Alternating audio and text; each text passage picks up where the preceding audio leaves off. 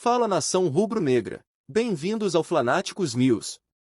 Antes de mais nada, quero contar com a força da nossa torcida, estamos na reta final para bater a marca de 1.100 inscritos. Então, já deixa aquele like maroto, se inscreve no canal e ativa o sininho de notificações para não perder nenhuma novidade do Mengão.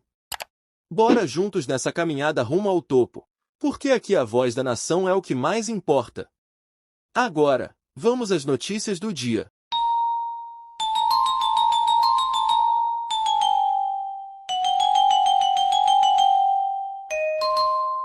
Antes de começarmos o vídeo, quero dar um recado muito importante para vocês.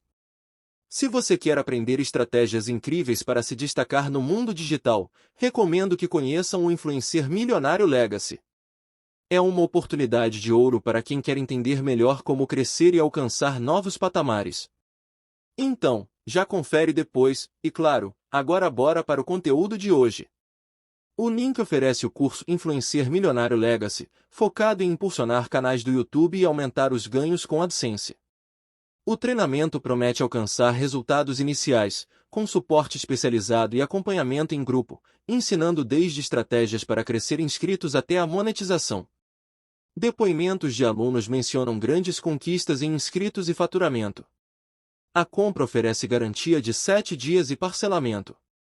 Para mais detalhes, veja aqui. Imagina como sua vida seria se você tivesse 50 mil, 100 mil ou até 1 milhão de inscritos dentro do YouTube e já tirando dinheiro da monetização todo mês. Isso já é possível se você se tornar aluno do Influencer Milionário 3.0. Eu garanto que você vai aprender a criar vídeos que vão te trazer resultado ou seu dinheiro de volta. O seu risco é zero. Essa é a sua oportunidade para crescer no YouTube ainda hoje e aprender comigo, que tenho vários canais no YouTube, como o Tio Sam com 2,5 milhões de inscritos, sou sócio do Peter Jordan com meu podcast, que é o Caton Podcast. Fora que se você entrar hoje, você vai ter acesso a um grupo exclusivo com vários alunos que estão tendo resultados e que vão crescer junto com você. Aproveita e toca no botãozinho aqui de saiba mais, que eu preparei uma surpresa exclusiva para você. Te espero por lá. Do Inter.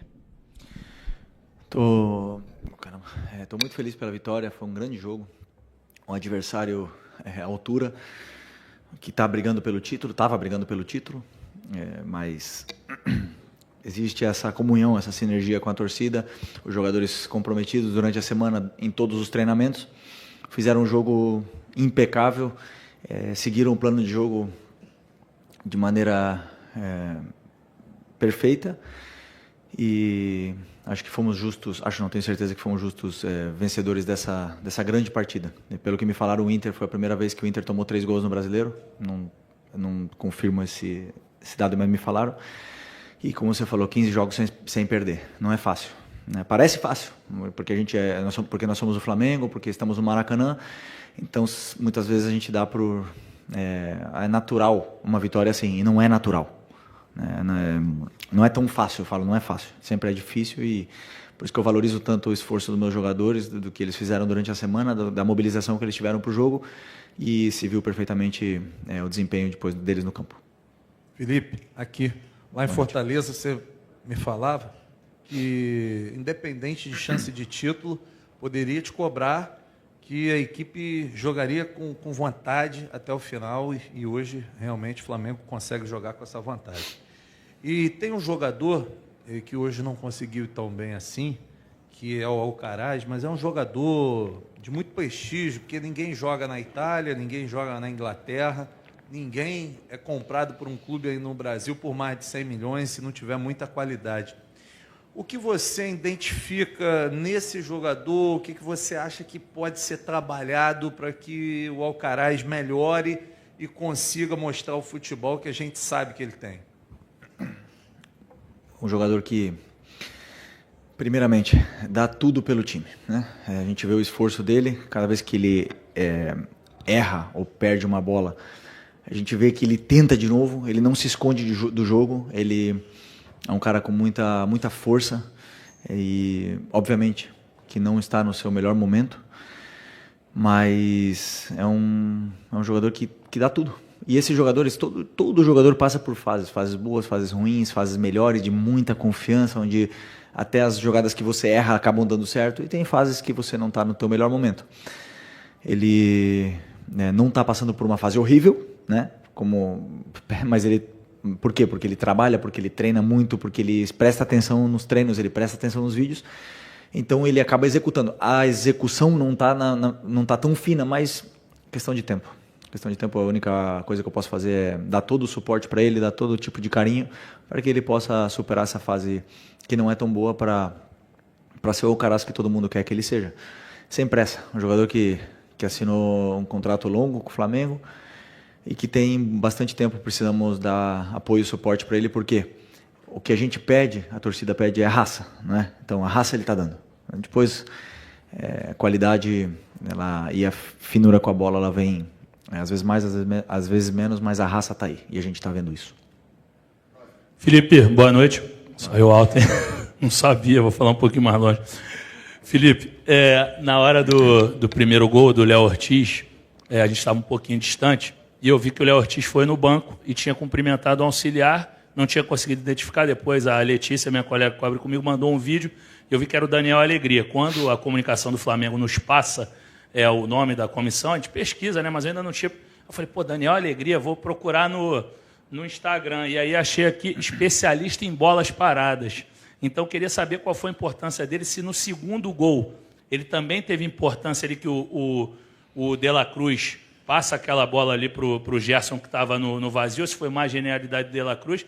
Mas acabou que era um jogo difícil assim no início da partida, estava bem equilibrado, e o Flamengo, nas bolas paradas, acabou conseguindo clarear. É óbvio que o segundo gol não é de bola parada, mas vem de um rebote de bola parada que a zaga do Inter está desajustada e o Flamengo consegue o segundo gol. Obrigado, boa noite.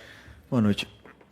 Já repito, né? Eu penso que nós temos que sempre nos cercar de pessoas que nos ajudem, que nos aportem coisas, que nos façam crescer e te façam ser melhores, né? Então, claro que meu primeiro pensamento sempre foi juntar uma comissão forte e me complementar aonde eu não tenho, ou eu preciso de ajuda, né? Então, o primeiro caso foi do Ivan, que já falei para vocês dele, e o Alegria tá totalmente imerso na bola parada, é o cara que desenha toda a bola parada, que analisa, que faz as jogadas, que me passa tudo, vemos juntos e decidimos a melhor estratégia para a bola parada do jogo. Aonde, como você bem falou e frisou, a bola parada tem um fator muito importante no jogo, porque às vezes o jogo está bloqueado, como o jogo do Fortaleza foi, por exemplo, um jogo bloqueado, um jogo difícil, que por mais que a gente tenha chances, não foram chances claríssimas de gol, e às vezes a bola parada desbloqueia essa chance. Então, super importante, treinamos essa semana e acabou dando certo, né, com algumas chances. Então, eu acho que é fundamental ter gente na comissão que pudesse ajudar em todos os sentidos. E o segundo gol foi do quê? De lateral? De falta? Não. Tá. Não, sim, claro, jogada ensaiada. Então, jogada ensaiada e jogadores acreditando na ideia. Assim, fez o trabalho dele. O que tinha que fazer. Estou feliz. Felipe, Raíza Simplício, da Gol Brasil aqui. Boa noite. Ontem, se não me engano, né, o Tanuri passou para a gente, a comunicação do Flamengo passou um informe do Tanuri, ele trouxe o prognóstico, né, da volta de alguns atletas, e o Pedro, ele deixou claro ali que entre maio e julho, né, para o retorno do Pedro. A gente tem também aí a confirmação da saída do Gabriel, agora, depois do jogo contra o Vitória. Enfim, eu queria saber se você já sentou com a diretoria, ou já conversou em relação à contratação de mais um atacante, principalmente esse atacante, o que você entende, quais são as características que você entende que precisa ter esse atacante? Primeiro, precisamos do Pedro, claro, um jogador desse nível, era o artilheiro do Brasil, um jogador desse calibre, é muito importante que a gente possa recuperá-los, mas o principal é que ele volte bem. Sabemos que existem duas fases, a alta médica e depois a alta competitiva, que é um pouco diferente porque ele pode estar disponível, mas não no seu melhor nível a nível competitivo. Então nós precisamos recuperar bem o Pedro. Ele teve uma lesão séria, mas até agora está indo tudo de maneira perfeita na recuperação dele e vamos dar todo o suporte para que ele possa voltar e ser importantíssimo do jeito que ele estava sendo, né? Que estava sendo o melhor jogador do Brasil até o momento. O Gabi saindo, obviamente que precisamos ir para o mercado procurar um nome importante e está claro que o mais importante é encontrar um jogador aonde o fundamental seja que ele cumpra com as características que pede o modelo de jogo. O meu modelo de jogo, que é o que vocês já estão vendo, e o modelo de jogo que a torcida pede, né? Esse DNA. Então, vamos ir atrás desse nome com a ajuda do scout, com a ajuda da diretoria, para que possa vir para fazer o elenco crescer e melhorar ainda mais. Oi, Felipe. Aqui David Sharp, do Antenados da Jogada. Parabéns pelo seu grande trabalho que você vem fazendo até agora. Felipe, o Botafogo ontem foi campeão da Libertadores e pode igualar o feito do Flamengo de vocês de 2019, ganhando também o Brasileiro, está muito próximo a isso. E aí surgem várias comparações desse Botafogo com aquele Flamengo de 19, e eu vou te deixar à vontade para você comparar ou não com aquele Botafogo, com aquele Flamengo de vocês lá. Mas a minha pergunta, na real, é a seguinte: esse Flamengo de hoje, seu Flamengo de hoje como treinador, um elenco que tem à disposição, consegue bater de frente com o Botafogo em igualdade de condições? Talvez muita gente considere até esse elenco do Flamengo melhor que o elenco do Botafogo pela quantidade de jogadores de qualidade. Primeiro, parabenizar o Botafogo, numa vitória justa, merecida. Parabenizar o Atlético Mineiro por ter chegado em 2 finais. Não é fácil, né? A gente muitas vezes pode falar que são os perdedores, mas não é assim, né? Eu posso te garantir que eu gostaria muito de estar nessa final. Gostaria muito. E é bom que a gente possa sentir essa dor de não estar na final, porque nos motiva a querer estar nessa final do ano que vem. Né? E ver de casa não é bom. Então, parabéns para os dois. Fizeram uma grande temporada. Independente, só um vai sair vencedor, né? Então, por muitas pessoas podem chamar de fracasso, mas na minha visão não é, porque eu sei a dificuldade que é chegar numa final de Libertadores. E merecido também a campanha que eles estão fazendo, um time praticamente novo, né? Quase todo o elenco foi contratado esse ano, a maioria dos jogadores, um investimento muito alto e faz crescer ainda mais o nível do Campeonato Brasileiro e do Campeonato Sul-Americano.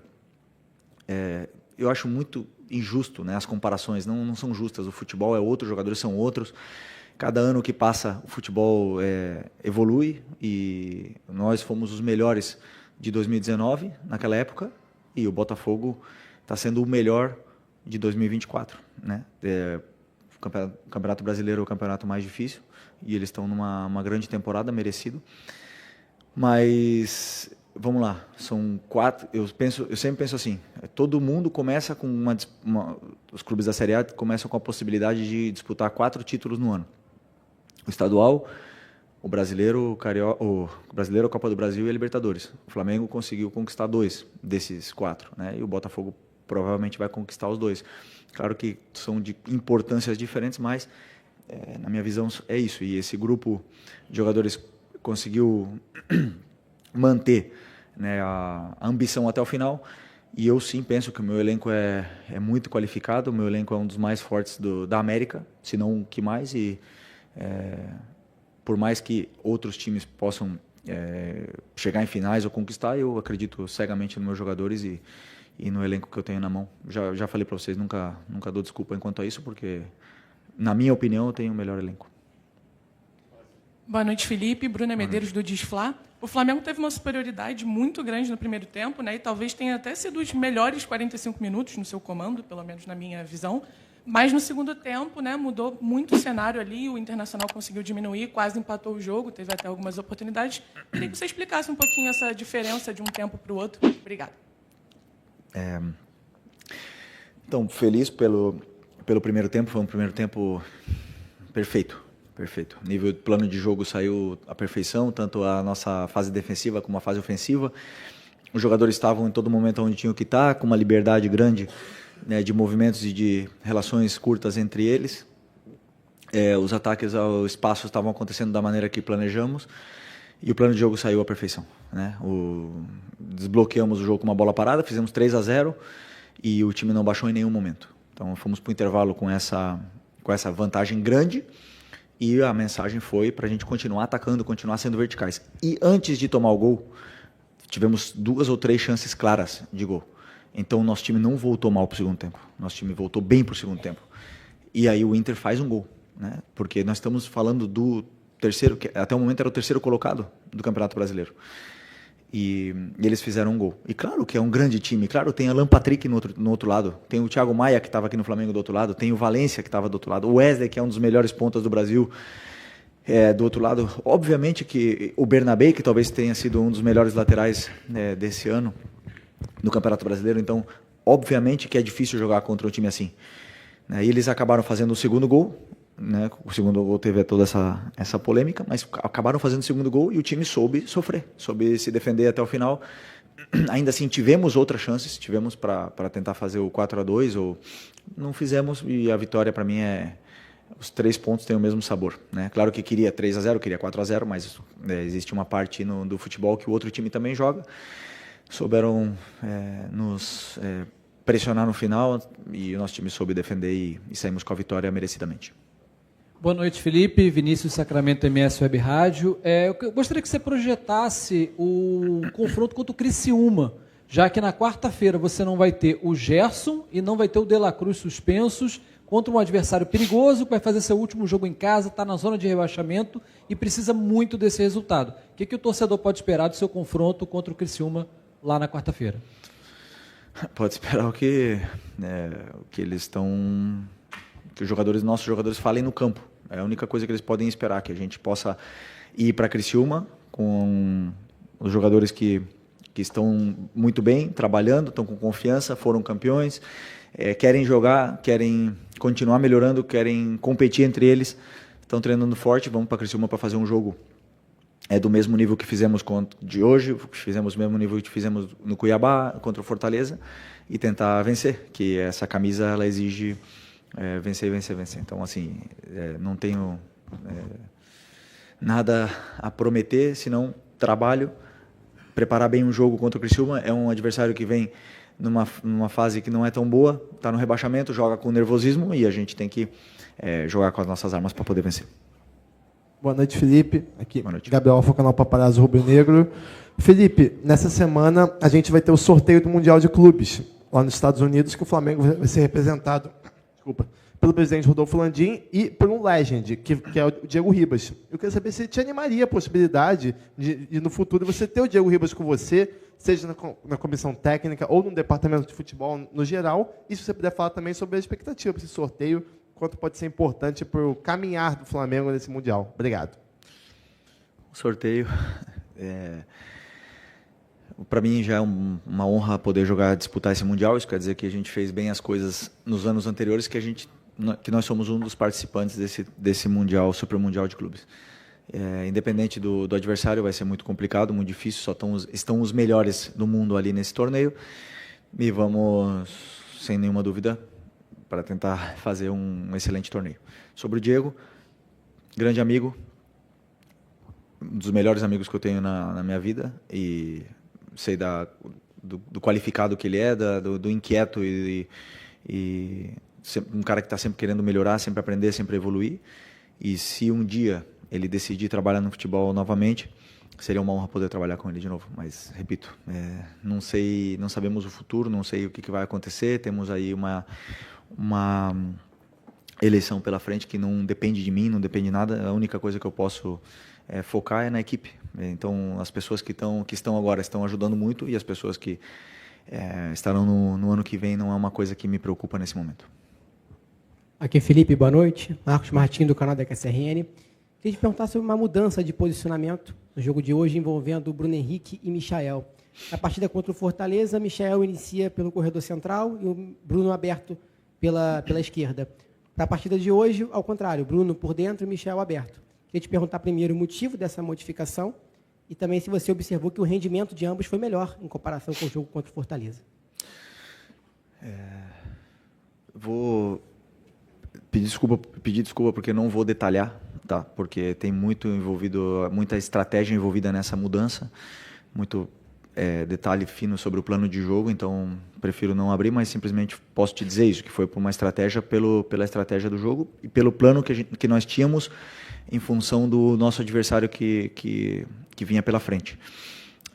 Pelo jogo contra o Fortaleza, para mim o Bruno Henrique fez um excelente jogo, né? O Marinho teve muita dificuldade em marcar ele, e o Michael também criou muito perigo, ajudou muito na pressão e simplesmente faltou o gol naquele jogo contra o Fortaleza. E hoje os dois foram muito bem, também porque seguiram à perfeição o plano de jogo, como eu falei. Acreditaram no que passamos para ele e acabou dando certo. Boa noite, Felipe. Vinícius, canal Vini Rubro Negro.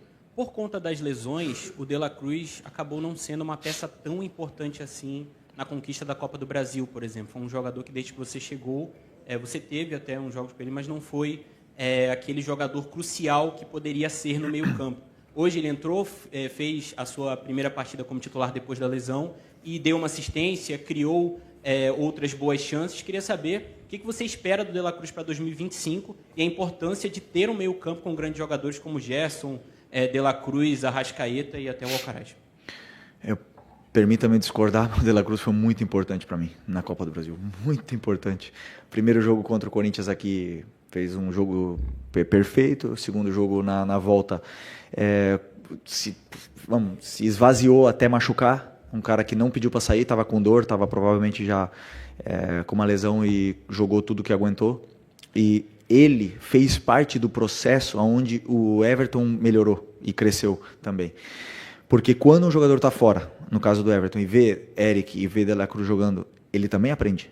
Então, para mim é muito importante. O De La Cruz, o Everton, o Alan, que vem jogando menos, os jogadores, os meio-campistas, no caso o Gerson também, que pode jogar aí, para mim são o coração do meu time. São os jogadores mais importantes e eu preciso muito deles. Então, para mim é muito bom poder recuperá-lo, que ele recupere sensações, hoje ele fez tudo também que eu pedi e o futebol dele cresce. O futebol de dois volantes que jogam se penetrando tanto, cresce. Então a gente vê que o Everton está crescendo muito, o Nico vem jogando cada vez melhor, o Eric, nem vou falar dele, assim, jogador de nível Barcelona. Então, e quero muito poder recuperar o Alan também, essa qualidade que ele tem. Então, assim, estou muito feliz e bem servido com os volantes que eu tenho. Felipe, aqui à sua esquerda, Renan Moura, da Rádio Globo CBN. Queria saber qual é o planejamento que você traça para o Gabigol nessas últimas 2 partidas, quais são as lições e o saldo dessa relação, já que não é o fim de uma carreira, né? Mas sim o fim de um ciclo que ele completa, né? Deixando aí a alcunha de um ídolo com a grandeza de um clube como o Flamengo. O Gabi, todo mundo sabe o carinho e o amor que eu tenho por ele, um cara que eu quase considero como um filho, né? Mas